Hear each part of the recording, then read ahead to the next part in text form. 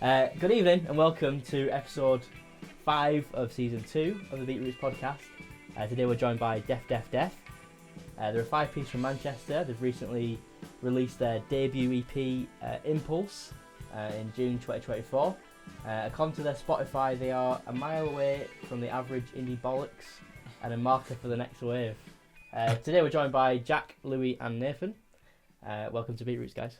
Thank you very much. Thanks for coming. Cheers. So where we usually start it with everyone is, what are your first memories of music, and why did you get into what you're doing now? I suppose I'll start. Yeah, go on, you start. Yeah. So yeah, to be fair, I was more into like me basketball and football and that when I was younger, and I lost interest there quick with stuff like that. But then out of nowhere, like my dad, for some reason, got me an electric guitar for Christmas. I was like, all right, whatever. Like, fucking have a little play about what am I gonna do with this? Yeah, what am I gonna do? But then started doing lessons at school, and I was just like, I kind of like this, and I started breaking into a lot of like sort of different music from like what my dad's brought me up on, like Linkin Park and stuff. And when I saw them live, it was like bloody hell, this is sick. This is what I'll be doing this for the rest of my life. You know what I mean? You used to do videos, didn't you? Like, I remember like you Rage Against the Machine videos and stuff. Yeah, they had me shirt off on Facebook. Yeah, but I used to love it. Just literally every day, get home from school, just bash me the guitar and that, and I just absolutely loved it. But yeah, and I've just stuck with it since, and like, I've played in bands for a fair few years now. So yeah, that's probably like my first sort of musical thing for me. Yeah, man. My granddad was like in a old folk band. He used to play like really old folk music. Didn't know that about it. Yeah. And they're all like retirees, you know. So it was like they used to go every Thursday, and I used to like just come with them because obviously if my mum were like working out and like working and stuff, so I had to like then be with my granddad.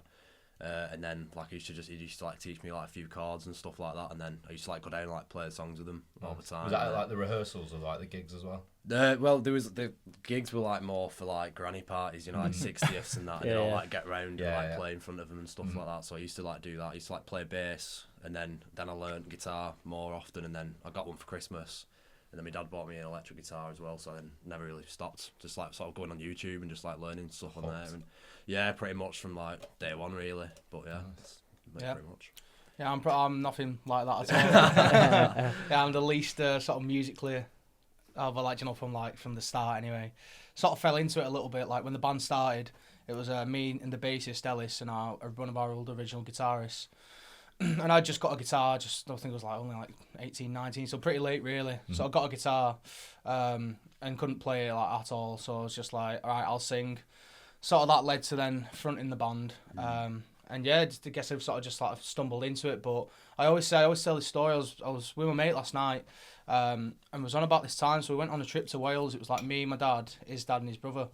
And we went to a record shop and was like, right, all you pick one CD and we'll basically drive around Wales. And I remember my mate picked up the first Arctic Monkeys album, and we just had that on like blasting, like just and that I think that was my first like proper like I like love music type thing. Before then it was like chart music and stuff, and then like Arctic Monkeys, the Killers and things. I think we had a Killers record. I had like a Black Keys record, El Camino. So yeah, that was my start of.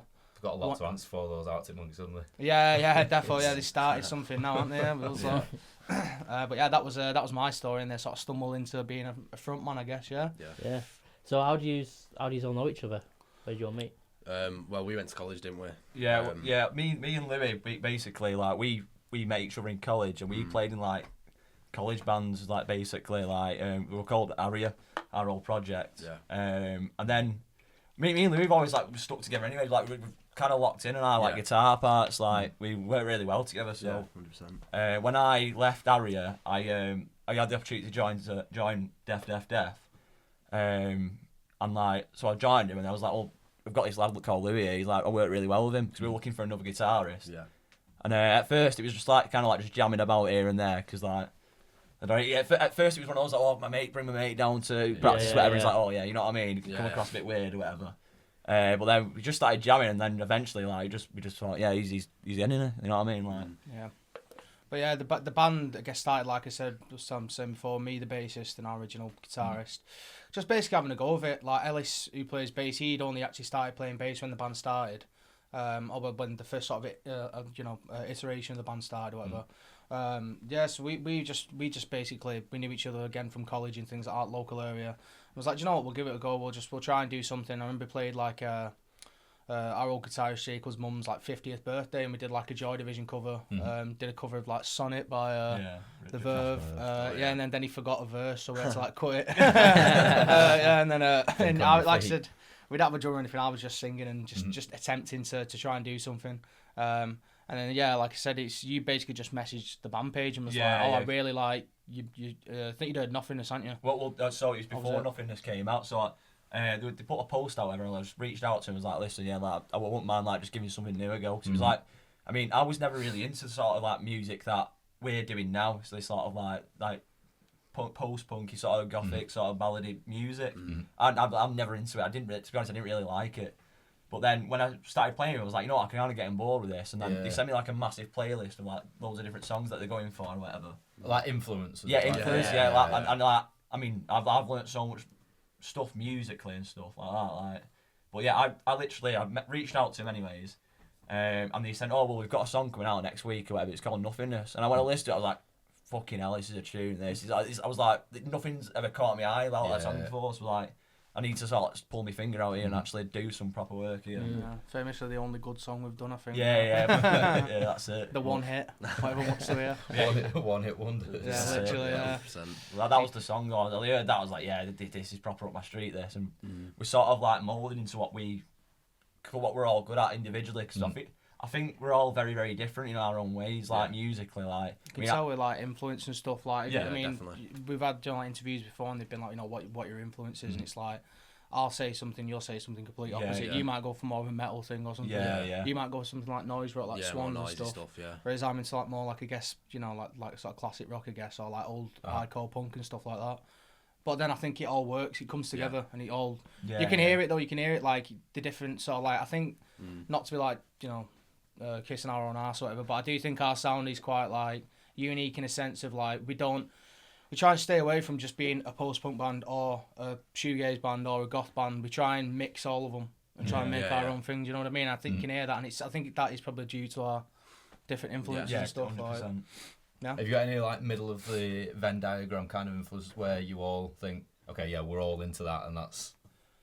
There is that, yeah. There's a couple, like, I mean, there's like Eagles. groups, like there's a band called Eagle, not the Eagles. Yeah.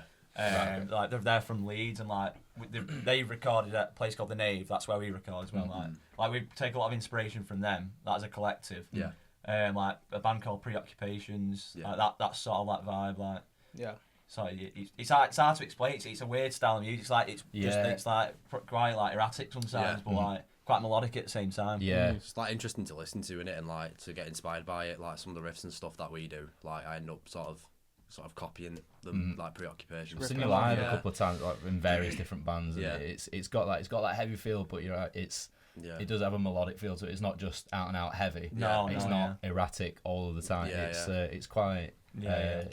It's got some dynamic range, I suppose. Like that mid ground. You've got to have like a balance with it. You know what I mean? Because I mean, a lot of like bands go live and want full melodic or full heavy, and it's just like it's not like decent balance. And you won't keep everyone all the time. Yeah, exactly. Yeah. You've got to have a bit of everything here and there. Yeah, I think. definitely.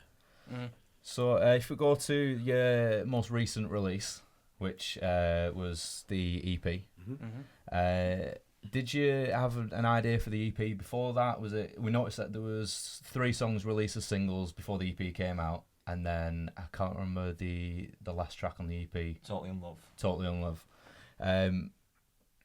Where did those songs come from originally? Like, were they built for an EP before you decided on it? Yeah, exactly that, weren't it? Yeah. It literally was like, because we wanted to do an EP for a while. Like we've always been quite slow in releasing songs, and we've always been a bit picky. So we have a lot of songs. We could have like released an EP a lot sooner, but it probably wouldn't have been as good or whatever. Yeah.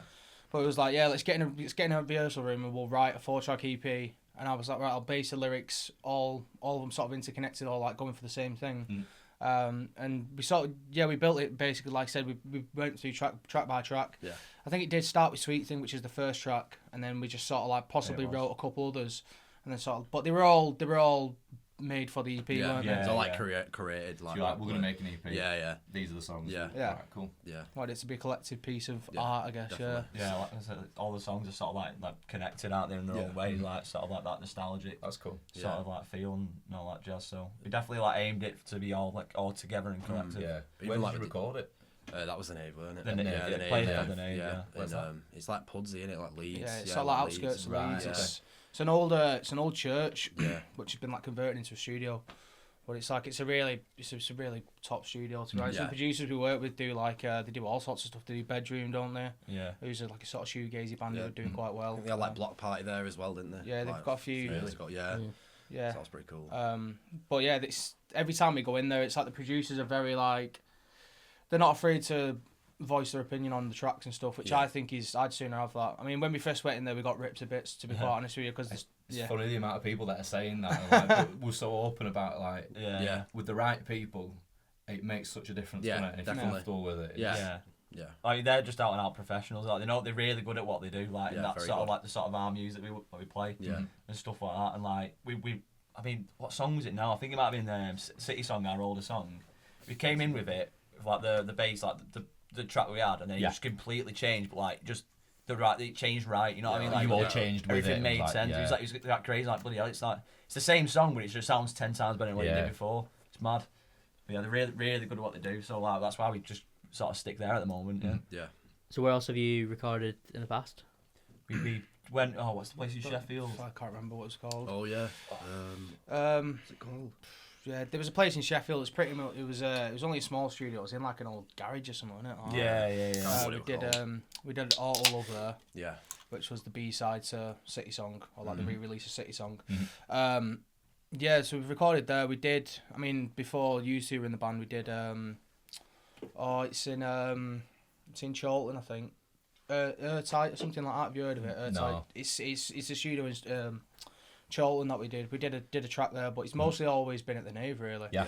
Just because we want we know how they work. We know what it's going to sound like. The Yeah. track. Consistent relationship Yeah, with it. that's why we just keep going back. To be fair. Yeah. It's always right in it as well at the end of the when we've finished and stuff like that. It's always what we want. Did you do something in Holland one time? Yeah, forgetting about that. Yeah, of course, yeah. I couldn't remember if that was like just to get like you had a whole weekend there, didn't you? Yeah, because we were playing like it was only 2 or 3 gigs, wasn't it? Yeah, it was like 3 gigs, weren't it? Rotterdam, it was Utrecht, Rotterdam, and then we had basically a 4 or 5 day layoff before Amsterdam. Right. But this band who we was touring with was like, we've got this old. I think it's like their old family house, and they basically like this. It's like a little ranch sort of. It's like it's insane. Yeah.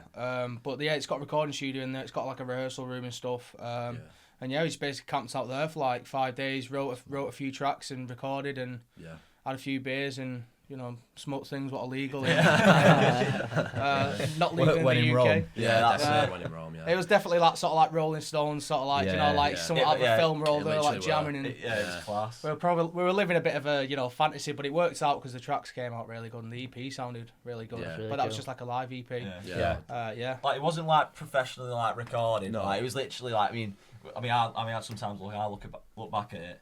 And it's like, bloody hell, I could have recorded that a fair bit better. But like at the time, it just felt right. And It just like, captured the vibe. Definitely. We just like, you need to do something from this. So it's like, might as well just get it out there. Why not? Yeah, definitely. That's class. Yeah. It's just a mad place. Like It's like in the middle of nowhere, weren't it? Like literally We keep nothing saying around. we want to go back, don't we? And Yeah. just because there's literally nothing there. Yeah. Like it's just a bus stop and like this windmill just in the distance, and it's like it's just what is here, and then you just walk down this little road or whatever, and it goes into this little ranch. It's like somehow like a film or something. It's mad. Yeah. It's crazy. Well, literally like a ranch. And, and we just basically went there, played basketball, didn't we? Because It was just sick, just waking up in Jack the morning. posting up and all that stuff. It's like riding a bike, and you just remember how to do it. That's it. Sinking threes. That's it, man. Like dunking on us all, man. We were all like, mate, calm down, fella. You know what I mean? Yeah, no, take it all serious. So I suppose going off that, it's fair to say you're not. You don't fit the same template exactly as some of the bands that we have on. You're got a bit of a different sound. So what kind of gig offers do you get, and what kind of venues do you? I know you have played a lot of the same ones, but there must be some different underground ones that are not necessarily in Manchester. Like, what's it like getting gigs for you? Like, do you do some of it DIY? There'll be different promoters for there. a few years, didn't we? Yeah, we used to do it. Pretty much was all DIY, weren't it? Until recently, to be honest. We've got a booking agent now, thankfully. But a lot of it was like we'd just basically ask anyone, if we could support on that type of thing, or we would just get offers through. We was lucky, really. You know, a lot of promoters like took a light to us, and Yeah, definitely. you know, so yeah, that was how we did it. And now we've got a booking agent, which helps a lot because, like I said, we're touring next year and stuff. Yeah. So It's one less thing to worry about, really. Just Yeah. like, so like I say, it gives us the offer. Do they just come at you with gig offers Yeah, now? yeah. It's like, can you do this? Yeah, Or is yeah. it like Yeah. you are doing this and It's you just more- need to make it work? It's more just like, can you? But again, like with the offers that he gives, they're really good, like gig Yeah. offers, you know. So we take them. I think it was only like 1 or 2 we didn't do. I can't. Like, It's a lot easier to say yes and move stuff. Yeah. around. Yeah, because the offers are like really good. So Yeah, like it's just it's exciting. 'Cause, like we don't have to like. So we obviously we're gonna search for gigs or whatever, but Yeah. that's all done for us now. You know what I mean? It's like.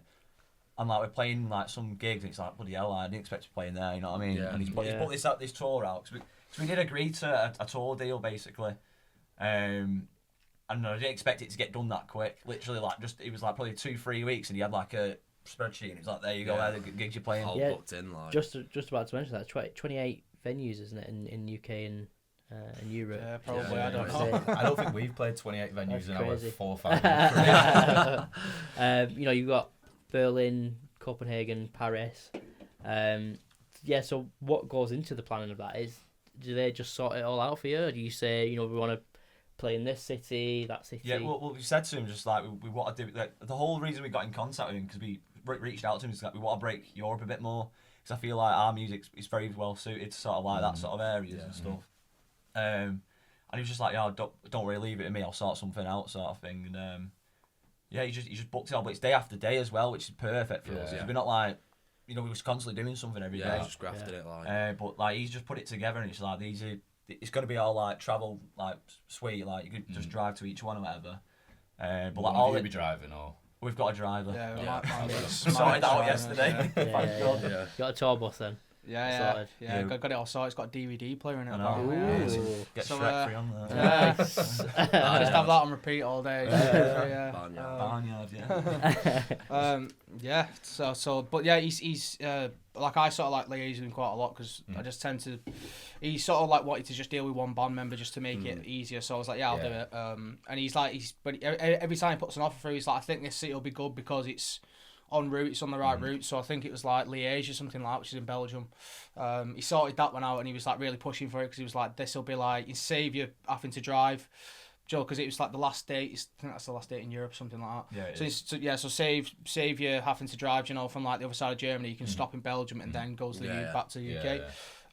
So he does plan it that way. But like, yeah, we're really lucky. He grasps for us, doesn't he, Filippo? he's always checking us. And we're quite lucky to have him. So Yeah, definitely. yeah. Did you know it was going to be so many dates before they No, set I up? weren't really expecting it to Did have they like come a back full with tour. 28 in the first go, or was it like, Well, did they keep adding stuff? Keep adding really all the time. Yeah, well, when we got chatting like at our first call with him and that, he said, "Would you reckon you could do a 30-day tour?" And we're like, I didn't really think I'd take it that serious when he's at first, but then obviously we're here now. And I was like, bloody hell, he's just mad. This like, it's crazy, just constantly Great on the road. opportunity, isn't it? Yeah, literally like. It's what I've been wanting for years though. Like, Yeah, it's literally what. I mean, I've personally been started. That's what pushed me to really be in a band. To be honest with you, is the travelling in different On cities. the road, Yeah. There's being on the road. Like that's definitely my like sort of thing. What I'd like to do for the rest of my life is you know not be in one spot. So when this come through, I was like, you know, this is insane. This is literally what I've been dreaming of, type thing. Really lucky, but also at the same time, it's a bit like it's literally every day. So Yeah. I'm a bit worried that my voice is going to be gone by like day 3. Do you know what I It's mean? going to be knackering, isn't it? Yeah, so I'm gonna have It's too to. hard first. Yeah, Is there an element of feeling like, oh, you've made it? Anyway, I know you've not. I know the money's not coming in, but you're not going on a yet. 30-day tour. Like you Not said, you've been yet. dreaming of it. yeah. Yeah, it's like it's don't get me wrong, it's like it feels amazing, but like I'm always like, you know what, if we can do that, what can we do next? Yeah, You know what I mean? always want to try and do better every time. Do you know what I mean? And just Yeah. like keep sort of grinding it. It's like if we could do Europe, why can't we do another continent? You know what I mean? It's like why that's not? the way we see it, really. North America. Right. Hopefully, that is the Then dream. we made it, That is yeah, the then dream. we can sit here again and say We've had we a made couple sort of like we have there was a girl who came to me in France and said I'll try and get you a show in New York, and she was like, give me your email, and just heard nothing yet, but you know, if you're listening it. Still anywhere, checking out. There's a chance though, yeah. Still checking the emails. But yeah, I mean, making it in that, I'm not even a believer in that anyway. Me personally, my like ethos with it is like, as long as I'm still enjoying it, I'll keep doing it. Type Yeah. thing. Yeah. It's like, do you know what I That's mean? the And way like, to if do nobody's listening, as long as I'm enjoying myself, Yeah. bit selfish, I guess. But you know, No, what I no, mean? no, That's no, why no, you do it, yeah. though, isn't it? That's why you do have it. to be like. I think I think you work hard enough, you will like get rewarded for it Yeah. as well. But obviously, it'll come with time. Stuff. You like got to that. enjoy what you do. There was another Yeah. band we were chatting to, I think it was Idyllic, that was saying you've got to excite yourselves really before anyone else, and if you're not excited about it, you can't deliver that No. Exactly. that Yeah. well, that piece of music. Yeah, that's Yeah. it. I think it's when we're on like a ball and like we're rehearsing like 3 times a week. Then we've got 2 gigs in the same week. You know, we're constantly like being busy. Yeah, We try and strive for Get that. inspiration from music Yeah, as just well. constantly Like, doing Momentum it. of it as yeah, well. you need that momentum definitely. It's been a weird sort of tough period. We've been not tough, but like a bit Yeah, of a a bit weird odd, period. yeah. Yeah, because like this past sort of few months, we've not really had any shows. It's all building to the tour next year. But Yeah. we're used to gigging try and gig every week. Yeah. Right, okay. Because we never used to have like a tour booked. It'd always be like we'll just do dates here and there. Yeah. So yeah, having this bit of a lull, but yeah, maybe it's nice to have a bit of time off now and then. Obviously, when it does, Regroup. so we're not burnt Yeah. out like when the tour comes. So yeah, Definitely. but should be good hopefully. Yeah. Yeah, Yeah, 100%. let's hope so. So we've got a bit of a game to play. Alright. It's called Riff or Myth. We'll give you 5 music questions, and they're either true or false. So they're Okay. either myth or riff. Okay. Right. Yeah. Okay. You wanna go first? I'll go first, yeah. So, first question. The Killers got their name from a fictional band in a New Order music video. You can confer. It seems believable, doesn't it? But I don't know. I'm trying to think. Does that ring a bell, or is he just said it that convincingly? Yeah. Then I'm like, yeah, I am maybe good that's at true. reading from a sheet. I reckon that's true, me. yeah, I'm gonna go. It's like true. a thing, isn't it? Would I lie to, isn't it? Yeah. I see the lion. I reckon reckon that's it's true? true. Go on. I think so. Riff or myth? Riff. Riff. Riff. You're right, riff. Yeah. See, I didn't think that was true. Actually, I was Sounds like, I believable. doubted myself. Then. Yeah. So a lot of them, you start second guessing yourself, especially when you get one wrong and you think, no way, then you're like, I have no idea. Yeah. Okay, next one. Paul McCartney can only write lyrics with a blue Parker pen. I'm gonna go miss with that. I reckon Do you reckon? he's a bit of a weirdo. Yeah.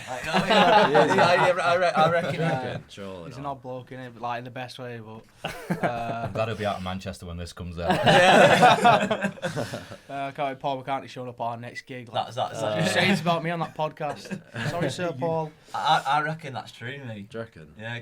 Well, no, it's not. You can't. Don't be, know. can it? It's just a pen in it. Like, I don't understand. Like, Nah, that's a lie. That it's got to be. It's So we're got to going be. myth then. Myth, yeah, I'm and gonna go myth. myth. Yeah, it's a myth. Oh, Bloody hell, 2 for 2. I thought we were gonna have you there though. I know. Yeah, I mean, Well, it's he got pretty- there, yeah. Yeah. Can you imagine it? Where's my Parker pen? yeah.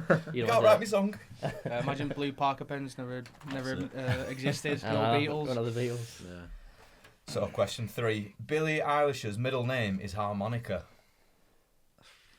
Harmonica. Would not surprise me if it were, to be fair. There's some mad names out in the world. Yeah. Yeah. Especially America. And she's like, well, she's younger than us, isn't she? I Yeah, think? she is, yes. So She's like, 20 you know, isn't I'm she? thinking like, sort of like the next generation naming the Yeah. kids, and they're always naming them weird stuff. Northwest. yeah, stuff like that, or whatever Elon Musk babies call it. Stuff like Yeah. that. 12. Yeah. something. Oh, man. Square That's for what I'm room. thinking. Is it something like that? And she's from like a music family, isn't she? Or I something? know brother's brother's a a right- producer. isn't he? Yeah. Yeah, I was It's a a- producer, yeah. I think he's her producer. I don't know what else Right, yeah. he does. But he's doing well, if that is his own Oh, thing. yeah. I don't know, me. What do you reckon, Louis? Go on. I'm gonna go. I think it could be true. I think Yeah. Riff. Right, true. We'll go riff. Riff, yeah. Yeah. Is it? Yeah. Oh, no, sorry. That's so It's a misleading. myth. Oh, Yeah. let's see. Oh. Got us. Yeah. Right, okay, next one. U2's Bono got his nickname from a hearing aid shop in Dublin. Hearing aid shop. Don't know. No idea who that one. That is. They're seemingly getting harder and harder. Yeah. I know they are. Yeah.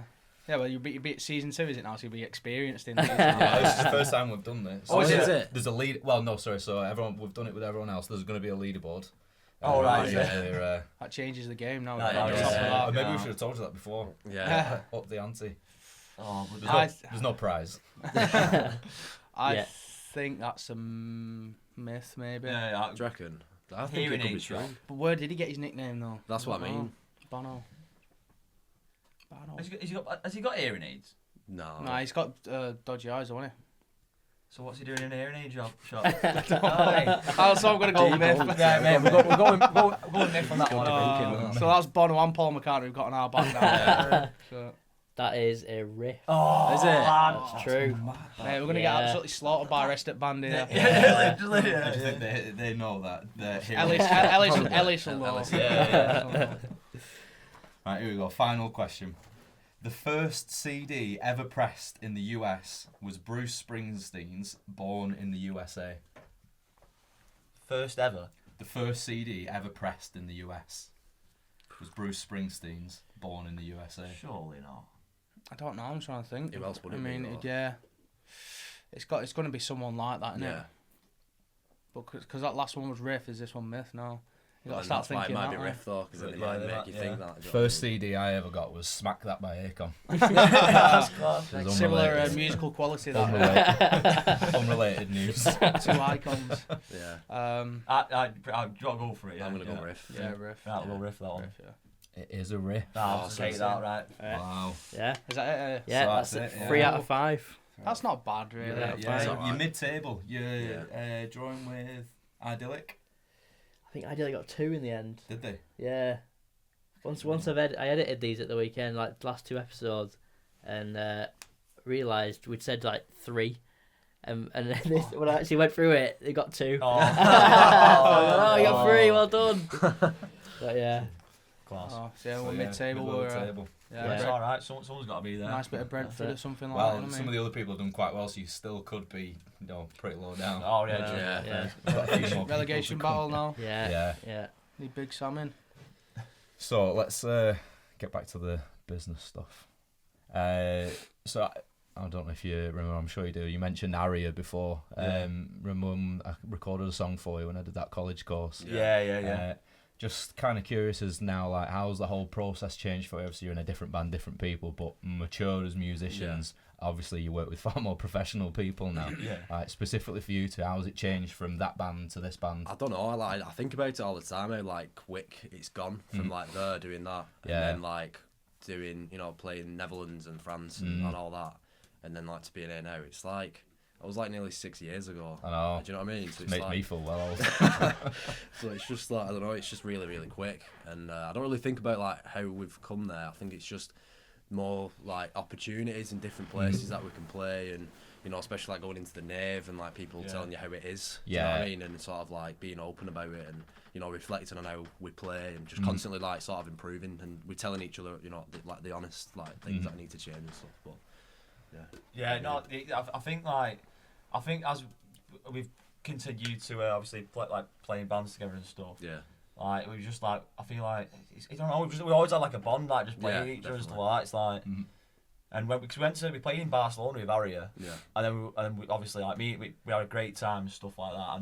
And like Aria served its purpose. Like it was great. It was a good Yeah. like fundamental. Like without that, I probably wouldn't be doing a lot of things that I'm doing now. Like musically, it was definitely. great. But like I think once you break past college or whatever, you start to, like you get your own head a little bit. It's like, Yeah, well, actually, what I try and do something like this or whatever. Something different. And I think we've both just gone in the same path, really. Yeah, like, definitely. like musically and Just stuff. both wanted like the same things and that, and I think like the opportunity to play in Barcelona whilst you were still in a college band at the time was like really great for Yeah, us, it and was I sick. think like that's what sort of like sets it off even more. Do you know what I mean? Just to wanting to keep doing that.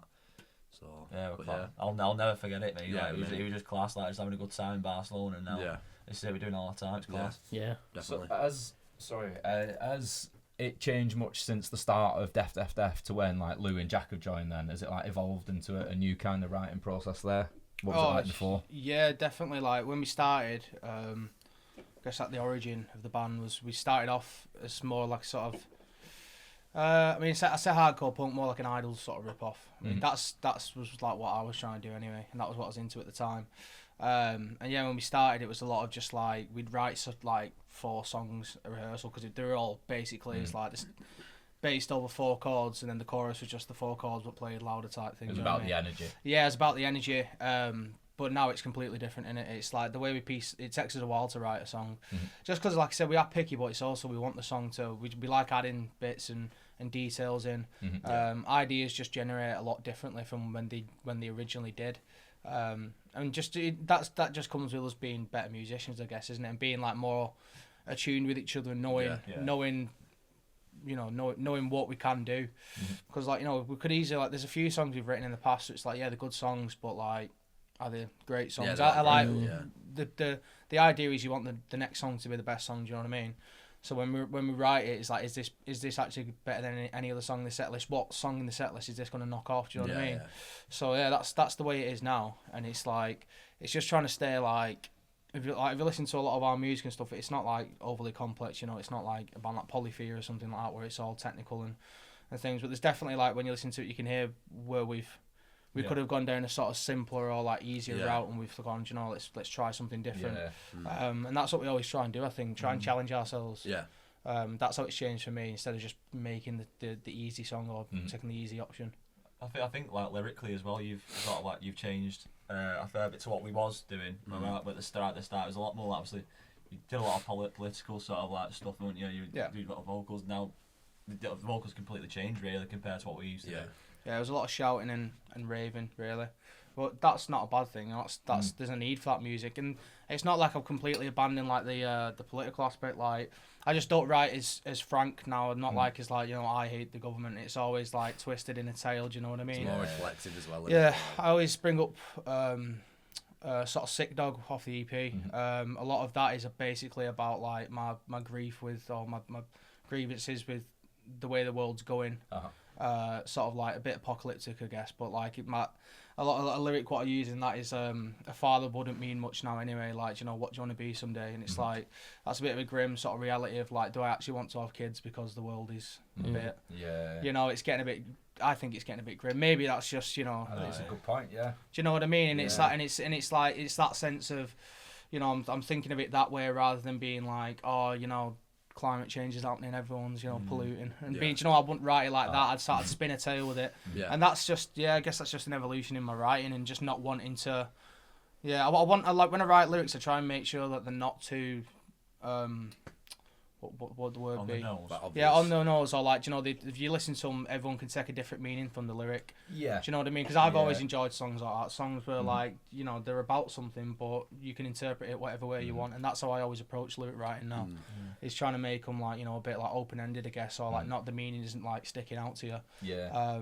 But that's definitely how it's changed, and maybe just like I used to always be against love songs and things like that, and I think, you know, love songs are some of the best songs you can write, but it's the way of doing it. It's not like, you know, it's the delivery, and Totally in Love is a bit of an anti-love song, I guess, in it, but it's still the same sort of feel where it's a love song, and So is it the lyrics that come first, would you say, or It It changes can every depend, time, really, sometimes. can't it? Yeah, I think like you've got lyrics already, and then we'll like write something, and then you think, oh, that's appropriate to put them lyrics onto that song. Yeah. Do you know what I mean? Yeah. Or not, like it. We always like sort of like chop and like change and switch, like really how we do it. To be honest, all the time. Like Ellis, the bassist, he sends in a lot of cool ideas on guitar or bass or whatever. But he writes them so weird, like the weirdest ideas ever. Like they're always on a weird beat, and this like I'm trying to get signatures are crazy. Yeah, and it takes us about 5 years to try and get our heads around it, but then they sound sick. Like a lot of the ideas do come from him. To be fair, like a bass idea, but then we all chip in and everything. And the ball sort of rolls and done it once we've got the original idea. Yeah. But I mean, I'm always writing lyrics and writing pieces and melodies and things. And do you have a melody in your head when you're doing them a lot of the time, or are they kind of more, not so much poetry, but there's no melody? You've just got some lyrics down, and then you will find them fit something. Yeah, to me, like, I write a lot off melody. Like I'll always have like, you know, I'll think of a melody in my head and I'll think of how it's going to sound in a song, and then I'll usually like sometimes I'll send it in, sometimes I'll just keep it to myself and just save it for the track. But I do prefer writing mostly off the instrumental, so get the instrumental down, and then I can put my lyrics and my melody over the top, because I need to sort of see how it works. I think it's difficult to start with just. Obviously, it's hard for like, you know, people to visualize or like, you know, what the song is going to be just by me singing, because there's nothing, you know, I can hear it one way, they can hear it a different way, but once everything's down, but like that's mostly sort of like how we do it, innit? Like 100%. Put it on top. Sounds like it's working for you. It is. There's no golden rule, is there? But whatever it is you're doing. Definitely. Yeah, we're buzzing. We're writing some good stuff again recently, to be fair. We've got a couple good songs that we're going to try and get into the set list for the tour. Yeah, they're a bit different as well, to be fair. Like they're going for a different approach and like the style of them and stuff. Yeah, it's exciting, hopefully. Yeah. So what kind of venues are you going to be playing then, like capacity-wise? Not a clue. No. They're all quite different, aren't they? Like some more than us and that. Quite a bit. There's some of the gigs are like, so I mean, it's like a night they put on like every week, some of the venues, whatever, and like it's basically just like new music sort of like things. Like some of the gigs are like based on that, and they like sell really well. Like for example, like Yes, they do mood swings and stuff like that. Like it's like a showcase sort of thing. So some of them are like that, but honestly, I've not looked at all the venues individually yet. I've looked at some. They're all about, you know, you're talking about 100 cap or like maybe some of them pushing 200. Like obviously we're doing the Deaf Institute, which is like what that's like. Is that 240? 240. So it's like that'll be a big one. And there's a place we're playing in Nottingham called like Salt Box as well. Yeah. I was speaking to someone who lives in Nottingham and he said it's massive. It's like 500 cap. Really? But I think what the whole aspect of it is it's going to be like a free show, and I think the guy who's doing that venue is basically just trying to get he's trying to make that venue the place to be in Nottingham. So it's just launching. Down. So yeah, I don't think we'll sell it out. I don't think it'll be packed, but it'll still be a few hundred in hopefully. But they're all about 100 cap and that, I think. Nice. Yeah, seen some of them. Some of them are cool. Yeah, like the cool little dingy. Down in Belgium. An underground venue in a different country is going to be a lot cooler than an underground venue in. We've played them before, haven't we? Like in that place we played in Paris was cool, like international. There's a couple. Like, we got a couple of videos of it. We videoed like Nothingness, didn't we? Yeah. And that was literally a tiny little dingy basement, and just all these like French people throwing themselves everywhere. Like it was mint. Like they absolutely love it, don't they? Like that's what I mean. Like I'm telling you, like in Europe, they actually appreciate. They appreciate the music. It's like a different world. Like as a musician, anyway, the way you get treated. Like for example, they sort you out accommodation in most places. They feed you. They take you out to a meal and everything. It's really? crazy. Yeah. You literally get treated like a rock star. It's mad. That's mad. Like we played in what's it called? What's it called? Music Age. Oh yeah, Music Gator in Maastricht last year, and then we got there. We just like they sort of as a hotel on it. It was gorgeous and everything. With a casino in. Yeah, casino and everything. Really? And then like we get to said, "Oh, this is your dressing room, your backstage thing in this venue." And we get in and like there's like a massive fridge full of just everything you could have wanted. And I was like, "What? Like, is this for us?" And I had showers, just everything you wanted. And then they fed us like a 3-course meal there and everything. It was like, what's going on here? I had to buy myself a Subway the other week. Mad, honestly. The UK promoters, the stingiest bastards ever, aren't they? Yeah. Celery sticks. But we need you. We need you. Don't leave us. No, it sounds like a different world. It's something that I'd love to be able to experience. I was just more talk about the people, or like they actually like I feel like the clientele, you mean, like the fans? Yeah, the people who actually come to the shows, like they're always like so like appreciative. Like they'll come up to you and they'll like they'll be like blowing your kisses. Do you know like just feel like like hugging you and really the like little things. Yeah, and they just show that they really they love and they appreciate you being here. And it's not that people in the UK don't, but there's a lot of the classic sort of like stand at the back and head bob and like nice set like. Which that is, I mean, I'm a person who does that, so I can't really talk. Do you know what I mean? Kisses at the gigs. Yeah, no, I'm not putting no kisses. No, unfortunately not. So what's the best gig venue that you've performed at? Would you say? Probably that one. I it's either the one in Maastricht or Supersonic for me in Paris. Yeah, Supersonic. Like that was just sick. Like that gig itself was just amazing. Yeah, it was like a British showcase sort of thing, or like I mean, there was a few bands from different places. Deja Vega played. You were with them, weren't you? Yeah, we played with them. He was bad. They're a good live band. They're insane. Really yeah.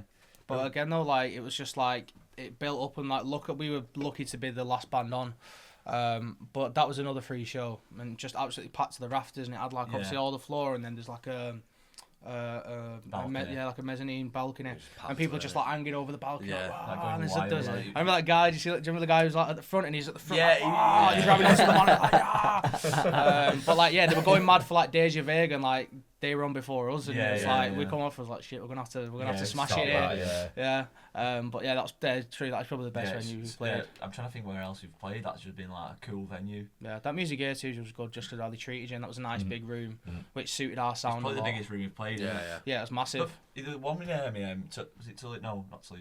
Angers. That was the biggest one. That was like to like 1,000 people, I think, which was like massive for us. Really? That was again another sort of like it was like a sort of a. It was in like a park thing. I don't know how would you explain it. It was outside. I don't know. It was proper weird. Yeah, there's like a little like church and there's like a park, and it was just like just put us on there and it was like bloody hell. But it was so warm. Like, oh my god. It was like summertime. There's a few pictures of us like we're all just sweating our back out. Like, just all was red raw. But that was to like quite a few people, and like the backdrop was like this church, and they lit it up with lights. Yeah, it looks and just that was our first sort of, like, one of our first outside gigs and stuff as well, which was mad. That's amazing. Yeah, it was class. It was great. It was a good little trip that way. Another time when they treated you like royalty as well. So you'd be getting used to that. You come back here and you'd be like, where's my rider? Where's my shower? Where's my clean towels? They literally like picked us up, didn't they? And like drove us around everywhere and like drove us back and they were mint. Yeah, they really appreciate the way they treated us. Yeah, it was class. We played to some children. It was it's because like what it was like it was something to do with like Wigan Council, because obviously like the band originally started. And I know that's not out of context. That's a bit weird. Don't just clip that and just be like, we played to a bunch of kids. So it was like a Wigan Council thing, because the band originally formed in Leeds, so I guess it falls under that. And like so it was like they basically wanted us to like perform in this like again like this little park where like it was like a sort of a summer school. Yeah, like a summer school community thing. And it was just all these children, like French kids, and they were like, we played some songs like pretty much acoustically, and then we took some questions from them. They were like asking us like all sorts of different things, and they're speaking to us in English. Like, it was mad that these were like literally about 6 or 7 year old, like not even that. But yeah, that was a mad experience. That was really heartwarming, to be honest. Like, you know, awesome. I would have never pictured myself being that type of, of band or people. But like, we look back on it. It was good. Like, it was just nice. Yeah, it's a good thing to do. Yeah, definitely. And then trying not to swear. Yeah, I know that. It took every inch of your soul. Did you swear or something? You did. You did when we were like, they're all like, it was a bad word. I think it was a C word. It was. It was. Yeah, everybody gets one though, don't they? Yeah. We were just crying. Ellis was like, shut up, all. Yeah, he was like proper angry about it. Yeah, because while we were performing, like, it was just 2 guitars and him singing, like, in the back, Ellis were there just dancing like that, like taking the neck out. I was like, what are you doing? You get up here, Paul. He's wheeled his way out of it again. Yeah. So what's one of your worst gig experiences? You don't have to name anyone if you want to keep the peace. I mean, I know my one. Somewhere I pretty much had a mental breakdown after it, man, and shaved my head. Do you remember the London gig? Did you make it home before you did that, or? Oh, just like literally as I got home, I was living with Ellis, the bass at the time. I was like, mate, just shave my head. I'm like, I'm done. I had long hair like this.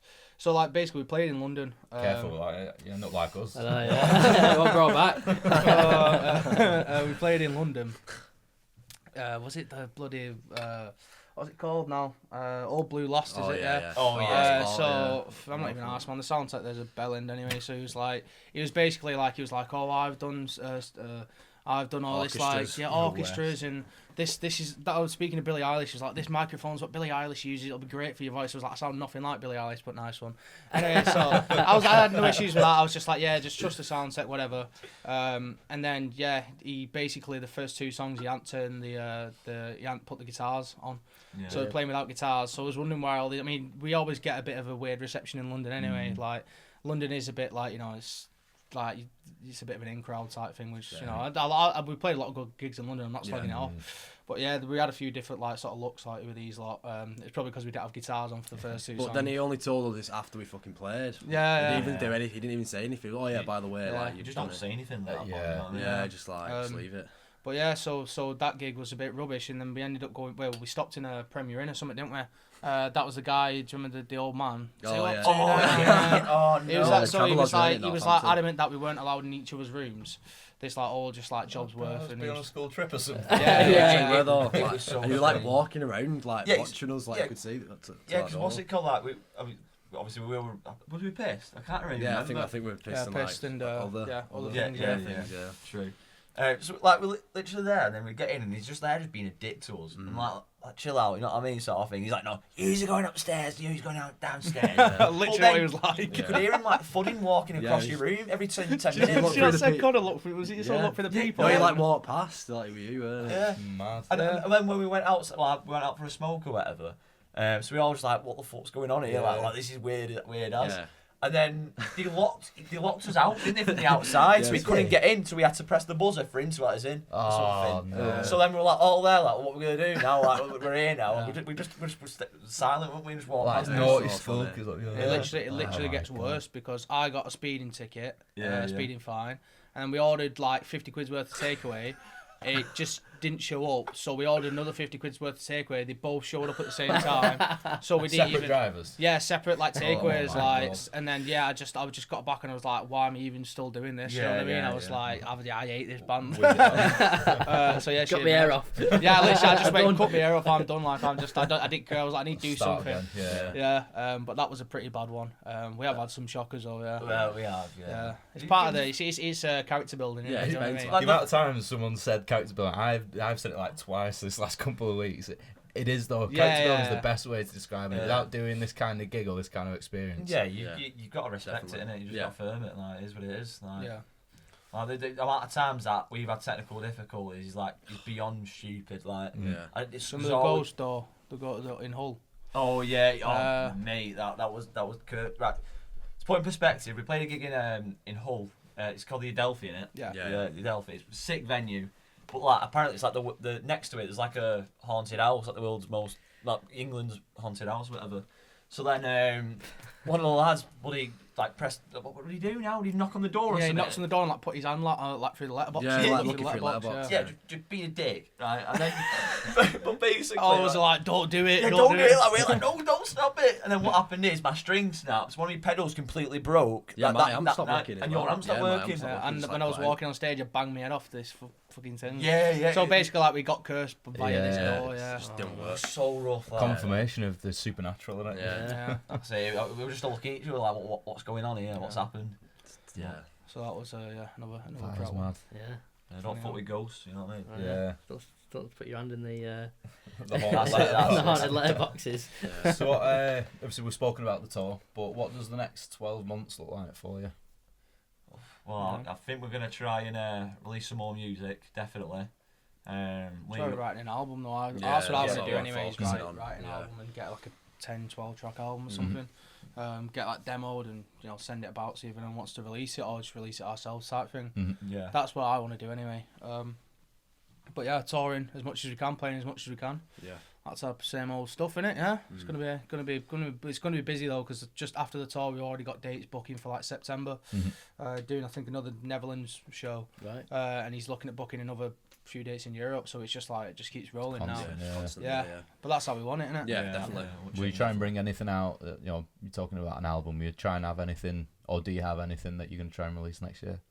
Yeah, We've already. got a songs couple and of that, things yeah. ready. Yeah. Sitting on some stuff. Yeah, we're just gonna wait for the right time, I think. Yeah. Just like in between. I think like, it's March though, innit? Yeah, I We're think gonna yeah. release a song in March. We've got a cool video idea that we're working on with a lad who does some videos. Not the same one as Totally in Love. Yeah. A different lad he's got his own cool style. But yeah, that's hopefully going to be released in March, like ready for the tour. So it's like it's a bit of something just to push the tour a bit more. Yeah. But we do have a couple of tracks recorded, what are like just ready to be released really. So it's like When just the waiting, time's right. when the time's right. Yeah, Nice. yeah. Amazing. So we're going to finish up now. I believe we're going to have a song from the three of you. Yeah. What are you going to be playing for us? We're playing Totally in Love. Totally in Love. That's off the EP. Yeah, Yeah. last song. So Nice. Right, well, this is going to be Deaf Deaf Deaf with Totally in Love. Thank you for coming down. Cheers Yeah, for having no us. problem. Enjoyed it, yeah. Point of it, you'll never find the meaning out.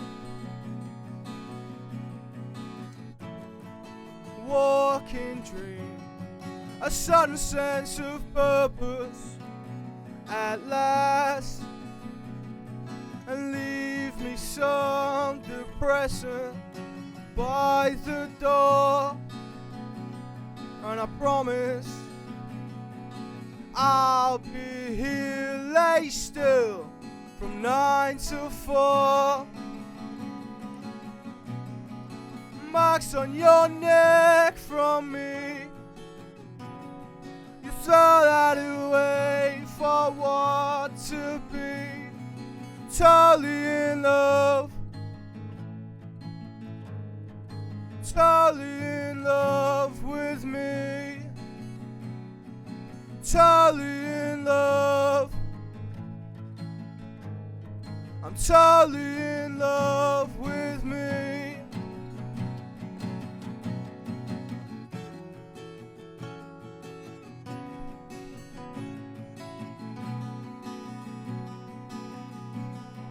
And you're on super vicious setting, we're hand in glove,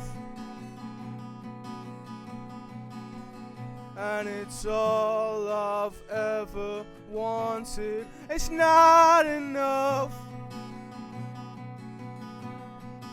Totally in love, totally in love with me, totally in love. I'm totally in love with me.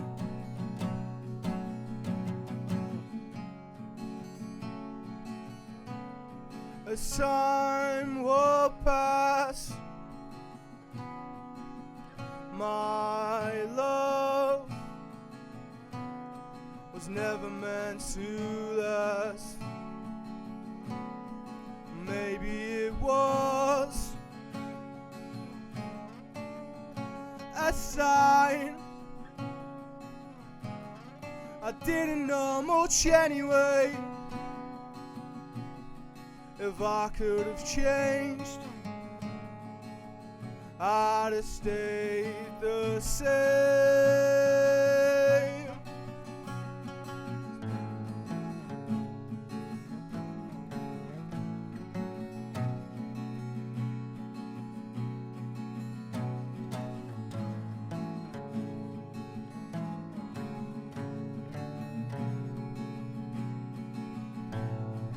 Totally in love,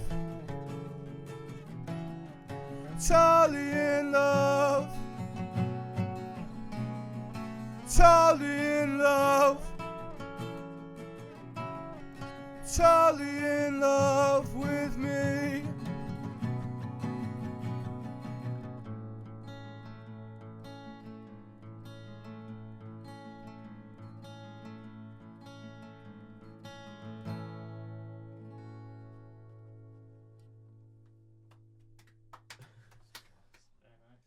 So, thank you very much. That was DEAFDEAFDEAF with Totally in Love.